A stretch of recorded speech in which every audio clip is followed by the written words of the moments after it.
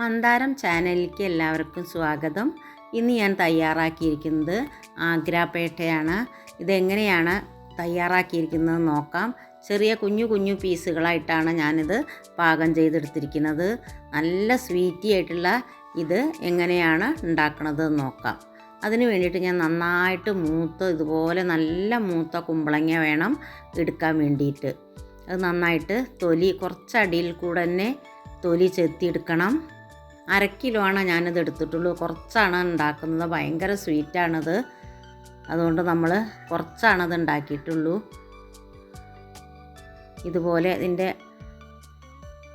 അരികിലുള്ള കഷ്ണങ്ങളൊക്കെ ഒന്ന് നീക്കം ചെയ്യാം. അത് കഴിഞ്ഞ് ഇതിൻ്റെ തൊലി കുറച്ചടിയിൽ കൂടെ തന്നെ ചെത്തി കളയണം. മുകൾ ഭാഗം ചെത്തിയെടുത്താൽ പോരാ, തൊലി ഒട്ടും ഇതിൻ്റെ സൈഡിലൊന്നും പറ്റില്ല. പിന്നീട് അതിൻ്റെ ഉള്ളിലത്തെ ഇതുപോലത്തെ കുരുവോട് ചേർന്ന് നിൽക്കുന്ന ഈ ഭാഗം മുഴുവനായിട്ടും ചെത്തിക്കളയണം. ഇത് നമുക്ക് ഇഷ്ടമുള്ള വലുപ്പത്തിൽ മുറിച്ചെടുക്കാം. ഞാൻ കുറച്ച് വലിയ കഷ്ണമൊന്നുമല്ല ആക്കിയിരിക്കുന്നത്, കുഞ്ഞു പീസുകളായിട്ടാണ് കട്ട് ചെയ്തെടുത്തിരിക്കുന്നത്.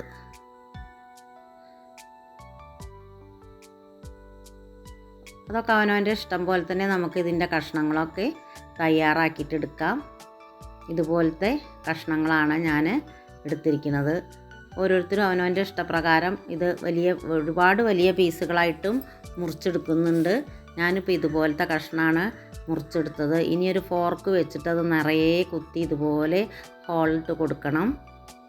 നന്നായിട്ട് എല്ലാ സൈഡും ഇതുപോലെ കുത്തി കൊടുക്കണം. കാരണം ഇതിൻ്റെ പഞ്ചസാര സിറപ്പിലാണ് നമ്മളിത് പാകം ചെയ്യുന്നത്. ആ സിറപ്പ് ഇതിൻ്റെ ഉള്ളിലേക്ക് നന്നായിട്ട് വലിച്ചെടുക്കണം. എല്ലാം അതുപോലെ എടുത്തിട്ടുണ്ട്.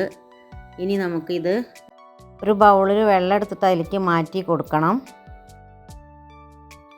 2-3 കപ്പ് വെള്ളം ഒഴിച്ച് കൊടുക്കുന്നുണ്ട്. കാരണം ഈ കഷ്ണങ്ങളൊക്കെ ശരിക്കും മുങ്ങി കിടക്കണം ഈ വെള്ളത്തിൽ. പിന്നീട് ഇത് സോഫ്റ്റ് ആവാൻ വേണ്ടിയിട്ട് നമ്മൾ സാധാരണ വെറ്റില മുറുക്കണ നൂറുണ്ടല്ലോ, ചുണ്ണാമ്പ് 100 എന്നൊക്കെ പറയും. ആ ചുണ്ണാമ്പ് ഏകദേശം ഇതുപോലെ ചെറിയ ടീസ്പൂണിന് ഒരു 3/4 ടീസ്പൂൺ എടുത്ത് ഈ വെള്ളത്തിൽ കലക്കുന്നുണ്ട്. ഇത് നമുക്ക് കഷ്ണങ്ങൾ കൂടുന്നതിനനുസരിച്ചിട്ട് ഈ ചുണ്ണാമ്പിൻ്റെ അളവും കൂട്ടിയെടുക്കാം. ഞാനെടുത്ത കുമ്പളങ്ങയുടെ കഷ്ണത്തിലേക്കുള്ള അത്രയാണ് ഞാനിപ്പോൾ ഈ ചുണ്ണാമ്പ് വെള്ളം കലക്കിയെടുക്കുന്നത്. നന്നായിട്ട് അതിൽ അലിയിപ്പിച്ചെടുക്കണം വെള്ളത്തിൽ.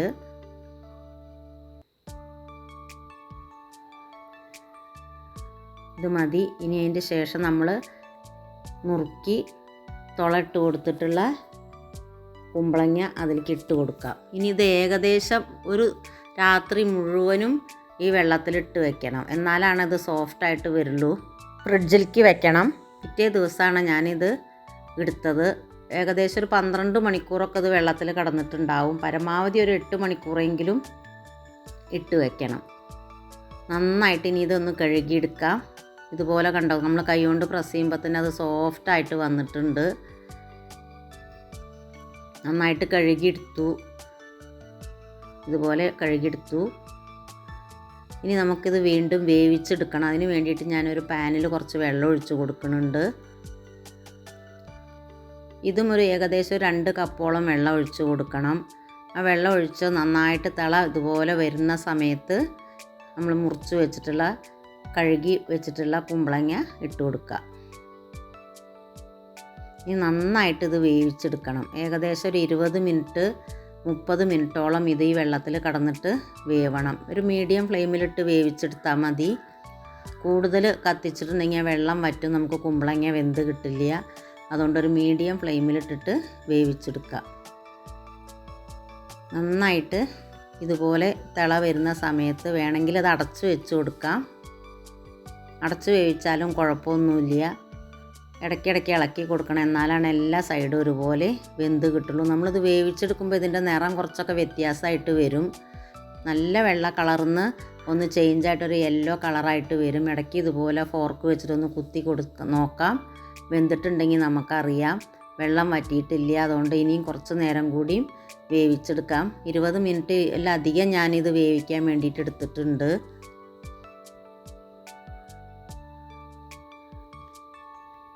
ഏകദേശം ഒരു അരമണിക്കൂർ നേരം ഇത് വേവിച്ചെടുത്ത ശേഷം നമുക്കിത് ഇതിലത്തെ വെള്ളം മുഴുവനായിട്ടും ഊറ്റിക്കളയാം. ഇതുപോലെ അതേ പാത്രത്തിലേക്ക് തന്നെ ഞാൻ വെള്ളം ഊറ്റി തയ്യാറാക്കി വെച്ചിട്ടുണ്ട്. ഇനി ആ പാൻ കഴുകിയിട്ട് ഞാൻ വീണ്ടും അടുപ്പത്ത് വെച്ചു. അതിലേക്ക് 250 ml കൊള്ളണ പഞ്ചസാരയുടെ അളവ് കപ്പിന് പഞ്ചസാര എടുത്തിട്ടുണ്ട്. പഞ്ചസാര ഇത്ര മതിയാവും ഞാനെടുത്ത കുമ്പളങ്ങയ്ക്ക്. ഇനി നമ്മൾ കുമ്പളങ്ങ കൂടി എടുത്തിട്ടുണ്ടെങ്കിൽ ഈ പഞ്ചസാരയുടെ അളവും കൂട്ടിയെടുക്കണം. ഒരു 1/4 ഗ്ലാസ് വെള്ളം ഒഴിച്ചു കൊടുത്താൽ മതി. എന്നിട്ട് നന്നായിട്ട് ഈ പഞ്ചസാര അലിയിപ്പിച്ചെടുക്കണം. അത് ഇളക്കുമ്പോൾ ചൂടിനനുസരിച്ചിട്ട് ഈ വെള്ളം കൂടി വരും. പഞ്ചസാര അലിയുന്നതിനനുസരിച്ചിട്ട് ഇളക്കി കൊടുത്തിട്ട് തന്നെ ഇത് മുഴുവനായിട്ടും ഇളക്കി പഞ്ചസാര അലിയിപ്പിച്ചെടുക്കണം.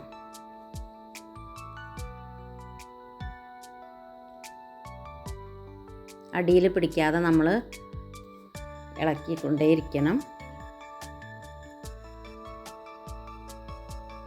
ഏകദേശം ഒരു 10 മിനിറ്റൊക്കെ ഇത് അലിഞ്ഞ് കിട്ടാൻ വേണ്ടിയിട്ട് നമുക്ക് വേണം. പഞ്ചസാരയുടെ തരി ഒട്ടും പാടില്ല, മുഴുവനായിട്ട് നമുക്കത് ലായനിയായിട്ട് തന്നെ കിട്ടണം.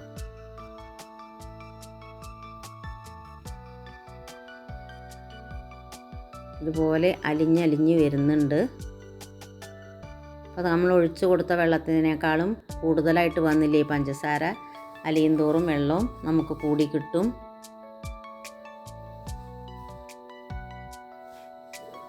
ഇതുപോലെ പതഞ്ഞ് വരുന്ന സമയത്താണ് നമ്മൾ ഊറ്റി വെച്ചിട്ടുള്ള കുമ്പളങ്ങ ഇതിലേക്ക് ചേർത്ത് കൊടുക്കേണ്ടത്. അപ്പോൾ പഞ്ചസാര മൊത്തം അലിഞ്ഞ് കിട്ടിയിട്ടുണ്ട്. ഇനി ആ വെള്ളത്തിലേക്ക് നമ്മൾ വേവിച്ച് വെച്ചിട്ടുള്ള കുമ്പളങ്ങ ചേർത്ത് കൊടുക്കുകയാണ്.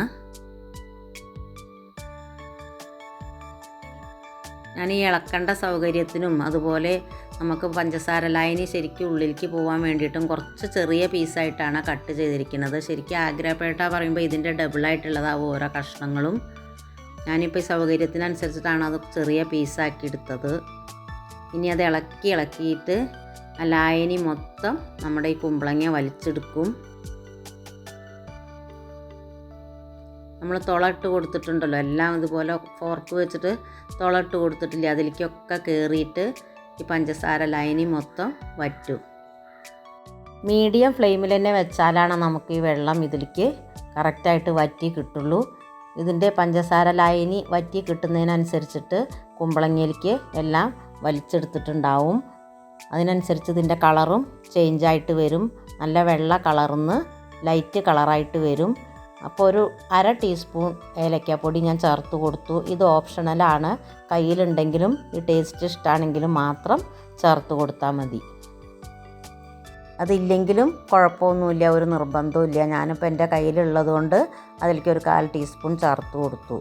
ഇനി നന്നായിട്ട് ഈ പഞ്ചസാര ലായനി മുഴുവനെ അതിലേക്ക് പിടിച്ച് കിട്ടണം. അതുപോലെ സൈഡിൽ നിന്നൊക്കെ നമുക്ക് വിടുത്തിയെടുക്കണം. അപ്പോൾ ഏകദേശം അത് ഒട്ടി വരുന്നുണ്ട്.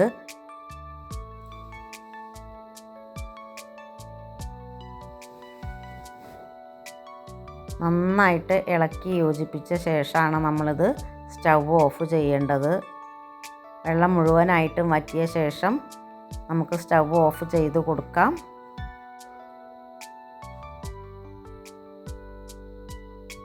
സ്റ്റൗ കെടുത്തി ഞാനത് ഒന്നും കൂടി ഒരു 10 മിനിറ്റ് നേരം ഞാൻ അതേ പാത്രത്തിൽ തന്നെ വെച്ചിട്ടുണ്ട്. കാരണം അതൊന്ന് തണുത്ത് കിട്ടണം.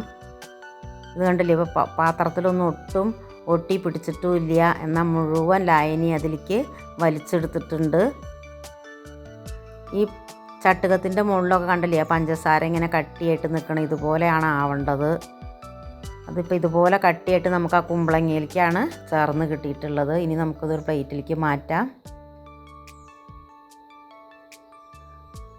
ഇപ്പോൾ അത് കൈ കൊണ്ട് എടുക്കുകയാണെങ്കിലും നമ്മുടെ കയ്യിലൊന്നും ഒട്ടി പിടിക്കില്ല. കണ്ടില്ലേ, കയ്യിലൊന്നും ഒട്ടും ഒട്ടി പിടിക്കണില്ല. അതുതന്നെയാണ് അതിൻ്റെ പാകം. മുഴുവനായിട്ട് ഞാൻ ഈ പ്ലേറ്റിലേക്ക് മാറ്റിയിട്ടുണ്ട്. ഇനി ഒരു പീസൊന്ന് നമുക്ക് മുറിച്ച് നോക്കാം. ആഗ്രാപേട്ട നന്നായിട്ട് കിട്ടിയിട്ടുണ്ട്. ഇത് നമ്മുടെ കേരളീയ റെസിപ്പി അല്ല, നോർത്ത് ഇന്ത്യൻ റെസിപ്പിയാണ്. എല്ലാവരും ഒന്ന് ട്രൈ ചെയ്ത് നോക്കണം സമയം കിട്ടുന്നതിനനുസരിച്ച്. മുറിച്ച് നോക്കുമ്പോൾ കണ്ടില്ലേ, ഇതിന് ഉള്ളിൽ നിന്ന് നല്ല തേൻ മാതിരി നമുക്ക് പഞ്ചസാര ലായനി അതിൻ്റെ ഉള്ളിലേക്ക് പിടിച്ചിട്ടുണ്ട്. നല്ല സോഫ്റ്റാണ് ഉള്ളിൽ, നല്ല ടേസ്റ്റുമാണ്. എൻ്റെ ഈ വീഡിയോ നിങ്ങൾക്കൊക്കെ ഇഷ്ടപ്പെട്ടു എന്ന് വിചാരിക്കുന്നു. ഇഷ്ടപ്പെട്ട ഒന്ന് ലൈക്ക് ചെയ്തോളൂ, ഷെയറും ചെയ്യണം, സബ്സ്ക്രൈബ് ചെയ്ത് തന്നെ ഹെൽപ്പ് ചെയ്യണം. ഇനി ഞാൻ മറ്റൊരു വീഡിയോ ആയിട്ട് വരാം.